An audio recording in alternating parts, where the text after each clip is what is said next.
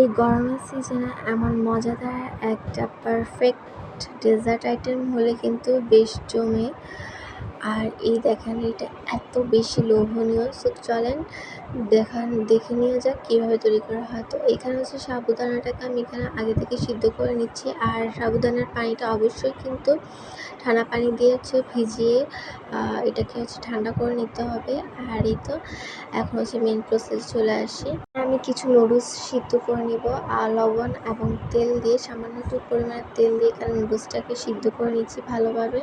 আর এটাও কিন্তু অবশ্যই ঠান্ডা পানি দিয়ে হচ্ছে এটাকে ভিজিয়ে নিতে হবে, নাহলে কিন্তু দলা পেকে যাবে। তো এই তো এখানে হচ্ছে পানি নিয়ে নিলাম। আর এখন হচ্ছে আমি জেলাটিনটা রেডি করে নিব। এখানে হচ্ছে সামান্য একটু রেড কালারের ফুডটা নিয়ে নিচ্ছি। আর এখানে হচ্ছে ভ্যানিলা এসেন্স আর হচ্ছে লেবুর রস দিয়ে দিচ্ছি। তো এটা এখন হচ্ছে আমি জেলাটিনের জন্য এখানে আমি যে জেলাটিনের পাউডারটা আছে সেটা ইউজ করেছি। আর সাথে যেই পানি দিয়ে একটু red food colour vanilla essence দিয়ে দিলাম আর লেবুর একটু রস দিয়ে দিয়েছি। তো এই তো এটা হচ্ছে জাল ফুটে গিয়েছে। এখন হচ্ছে আমি এটাকে কিছুক্ষণের জন্য আধা ঘন্টার জন্য ফ্রিজিং করে এখন হচ্ছে সুন্দর করে এটাকে কেটে নিব। আর দেখেন মাশাআল্লাহ এত পারফেক্টলি হয়েছে। আর এক হিসেবে কিন্তু আপনারা জেলাটিনের রেসিপিটাও দেখে ফেললেন। তো এই তো এখানে হচ্ছে আমি 3 কাপ হচ্ছে গুঁড়ো দুধ দিয়ে দিলাম, আর সাথে কর্নফ্লাওয়ার দিয়ে দিলাম, আর সাথে হচ্ছে গুঁড়া দুধটা দিয়ে দিলাম 2 চামচের মতো।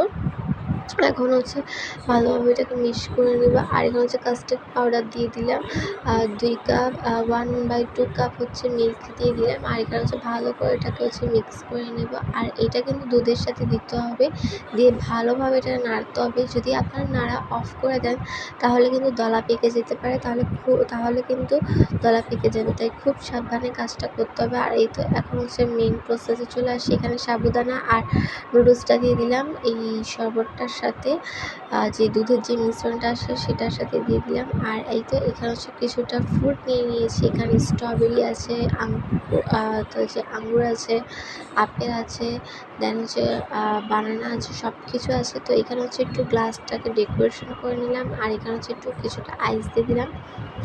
আর এতে এইভাবে সুন্দর করে সাজিয়ে নিচ্ছি যাতে অনেক বেশি লোভনীয় লাগে। আর তো এর উপর যে জেলাটিনটা দিয়ে দিলাম। আর এমন মজার ডেজার্ট কার না পছন্দের। আর এই তো এর সবশেষে কিন্তু আইসক্রিম দিয়ে মাস্ট বি, এটা জাস্ট ট্রাই ইট সামওয়ান। আর আজকে এই ভিডিওটা কিন্তু একটা কপি ভিডিও। অবশ্যই ভালো লাগলে আমার এই ইউটিউব চ্যানেল এবং আমাদের page Anjum Urmi blogs like এবং ফলো করে সাথেই থাকবেন। তো আজকের মতো এখানেই বিদায় নিচ্ছি। সবাই ভালো থাকবেন, সুস্থ থাকবেন, আমাদের জন্য দোয়া করবেন। আল্লাহ হাফিজ।